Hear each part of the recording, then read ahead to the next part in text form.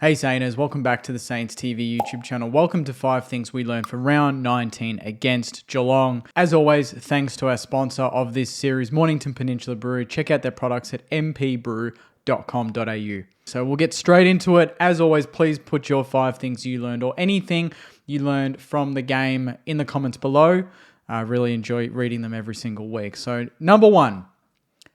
Somehow Naz gets better and better. There was a moment yesterday when we all know what part of the game this was, where he took the rove off the tap work of Stanley and Marshall and he hit up Sharman. And I was directly behind the Saints goals at that point, so I could see him swoop around and then accelerate away and then hit that kick from behind the kick actually happening. I know Naz is a special talent. I know we all do. We all want him to stick around, and I am very confident that he will. But that moment there, away from home in a hostile environment with, I think, Max Holmes, who's not a slouch, on his back, accelerating away from him and then hitting Sharman, who, by the way, underrated hands. That kick was coming at him at lightning speed, as fast as Naz was actually running himself.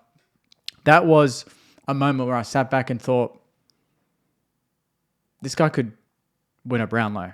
This guy could be the best midfielder in the competition. This guy is the star midfielder that we've been looking for. That's what I thought. Just a wave of all that stuff came over me. I'm like, okay, maybe he's not just exceptional. Maybe he could be the best in the league. And I know some of us have said that along the way, that that's the absolute potential of what he could be. But that was kind of when it really hit me. Like, it's hit me before, but this was like a real... No, this guy's legit. He is seriously good. Like, he is an absolute machine. And it was just a weird moment for me because we've talked about him to death and how good he is and how we need to keep him for our future and everything. But just that moment, because of the fact that it was in a hostile environment and the player that was chasing him and he couldn't even get up to him, every week he just makes the difficult look easy. Every single week. It's astounding. And then that kick, I think it was to Mitch Owens off one step when he took the mark, was almost better. And he just does this every single week. So somehow Naz gets better. And I dare say that we will not see him at halfback for a very long time if he keeps up that type of football. He is a very special footballer. Number 2, I think we're playing a style that is prepping us for next year. Like, to me, the back end of the season isn't wasted. I think that we can start to develop good habits for when hopefully King, Filippo, TDK, Lika Lear, these sort of players, hopefully get injected into this lineup.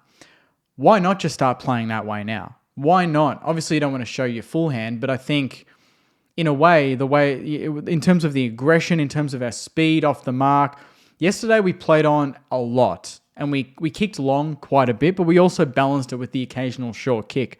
And I think when we have that height in the team next season, those long kicks are gonna work way more. Our ground ball game is going to be better. We only had 5 tackles inside 50 yesterday, and I don't think that was directly linked to just the lack of pressure that, say, Higo and Henry were putting on, but I think also it was the fact that the ball didn't come to the deck enough times for us to lock it in because Geelong were intercepting. But with extra height next season at both ends, I think it'll either be marked by a St Kilda player more likely, or it'll come down to ground ball, and that's when we can lock it in and win the territory battle. But I just feel like there's some good habits getting kicked in. The fact that Naz is in the guts, Max Hall went in the guts late, that sort of thing. Getting hasty at halfback to get some experience, which we'll talk about shortly. That sort of stuff I think is very important to prep for next year. But why not start playing the way you're going to play when you get certain types of players in? I just think it just builds chemistry in the fact that you're just plugging and playing different players in different positions, but the methodology around it is consistent. So I think that's only a good thing for the long-term plan.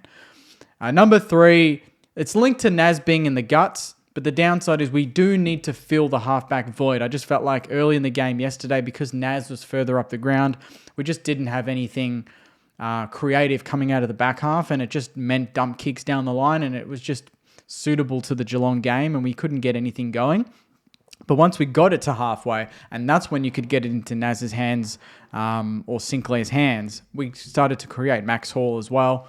that's when we started to get going. But out of the back half, we looked pretty sluggish, and maybe that's because we have been, for the back line for a number of years, as Wilkie said when I spoke to him, it's been pretty solid. It's been the back 6, 7 consistently, but now we're chopping and changing quite a bit to see what works and what doesn't work, and I think we are going to see some teething issues. But Hasty has got a big role in the next 6 weeks to lock down that half-back position, because if he can come on and develop into a solid play, it doesn't have to be the next Naz, but he can be a solid half-back with Sinks there. I think that just balances things out a little bit. He played 76% game time yesterday, only 8 disposals. Let's see if he can get over 10, 15, and hopefully break a 20 by the end of the season. I think that'd be very important for him. And obviously, it just means that we don't have to shuffle Naz back and forth between those 2 positions. Number 4, fun fact, something I learned before, was that is the most multiple goal kickers we have had since round 2 and 3, when we beat Geelong last time in round 2 and we thumped Richmond. We had 5 players with 2 goals or more. So I think that's exciting. I think that just means that we're starting to get a bit of a spread. We didn't get the win. We haven't for a while. I know that. I think it'll come soon, maybe even this weekend. But it's good that we're not relying. We don't really have the luxury of relying on a goal kicker. Cameron kicked 5, right?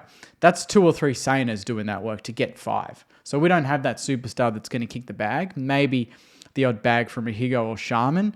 But I think it's a good sign that away from home, we've got a spread where 5 different players hit the scoreboard twice. A couple from Naz. Higo kicked a couple. I think Sharman did as well. Owens did. And maybe Mason Wood was the other one. So that's a good sign. Once we get a target and we can still maintain that spread, I think that makes us more dangerous. But I just thought it was a fun fact. It's been over 13 weeks, over 15 weeks really, since we've had more than 3 multiple goal kickers in a game, which is astounding. Number 5, honourable loss period is now over. That is something that has clicked into gear for me. We've done well. Without the win, we've done well. We've competed against some very, very good teams in very good form. It's not like we're getting teams that are in the 8 that are out of form. We're getting teams that are bottom half of the 8 trying to fight for the top 4, and then we're getting teams in the top 4 trying to solidify a top 4 position. We're not getting any luxury of bad form or bad luck here. We're just getting good teams at a good time, really, where we can take them on head on at full tilt. But that period is over. For the next 4 weeks, we're not talking draft picks. We've got Melbourne. I think then we've got North, Richmond, Essendon. We could go into all of these games favourites. I think actually we're slight underdogs against Melbourne. It's at Marvel, so I kind of tip that in our favour. But this is all about winning now and building that culture. I do not want to go into next season on a 10-plus losing streak. That's just no way to be. That is half a season, Saners. So I know some people want to get a pick, but at the end of the day, winning culture needs to be built into this team, especially because we've got so many youngsters at the moment that haven't played in a win. Taru is yet to play in a win. So he needs to feel that at some point. So let's hope it's this weekend. Let's hope it's for the next 3 or 4 weeks and see what can be done to build momentum. I think the positive thing is we've played the top teams and competed without the win. In a way, that is a tick. We'd love to get a win in one of those games or a couple, but we didn't. But we were competitive in all of them. Tick. We blooded youth in all of those games. They got experience. Taru played on Jeremy Cameron. Hasty at halfback. Naz in the guts. Tick. That's great. Now it's about winning. And we could definitely put a couple of these teams in the next 4 weeks to the sword. If we bring the same mentality that we've brought playing these top teams, we can't suddenly take it easy because they're not top 8 teams. So hopefully that mentality doesn't creep in. And I'll go a bonus one. Number 6. People think that Ross Lyon is very stuck in his way, but I like that he's experimenting. We're playing a much fluid brand of football, which is already experimentation in itself, something that Ross, at least from the outside, people don't think that he does, but he's been doing it all season. I like that he's playing Taru on the likes of Jeremy Cameron. I know Cameron kicked 4 on him, 4 goals too, until he moved forward. But that's just a great learning curve for the kid, and playing on one of the best players that Ross Lyon said in the presser is one of the best athletes in Australia. To play him and get that experience is invaluable. Naz in the guts, invaluable. I think Hasty getting halfback experience is great. And then, swinging Taru forward, that's another thing that we got to look at as well. And he could have kicked a goal on another day. So I think that's good. I think that's not the last time. And then obviously bringing Max Heath in and playing him with Rowe. I was one that thought, well, why would Ross decide to do that all of a sudden when he hasn't done it pretty much his entire coaching career? But he's doing it now, and hopefully it pays dividends in the long term. So Ross, open to experimentation, which I think is absolutely, this is the right time to do it. End of the season, we're not making finals. We're competitive, but let's see what we can unlock in areas maybe that we haven't looked at fully just yet. So rounding it out, number 1, Naz gets better and better. I think he could absolutely win a Brownlow one day. I just think he's that type of player. It's phenomenal what he's doing, and I in a weird way, I don't think he's being I think his contract's being talked up a lot, but I don't think people are talking up his individual form at the moment. It's just ridiculous what he's doing.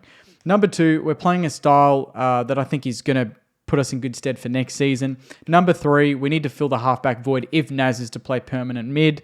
Number 4, that's our most multiple goal kickers since round 2, 3. 5 on the weekend, 6 in round 2 and 3. A while ago. Number 5, honourable loss period is now over. Let's get some wins on the board. And bonus one, number 6, Ross is open to experimenting and shuffling the players around, which is important if you want to learn what you've got to use. So on that note, Saners, that is everything from 5 Things We Learned. Thanks very much for watching. Put your 5 things in the comments, and I'll see you in the next video. Take care. Enjoy the rest of your week. And as always, go you mighty Saners. See you guys. Get the speaker box loud, hitting that stuff till you hearing that sound.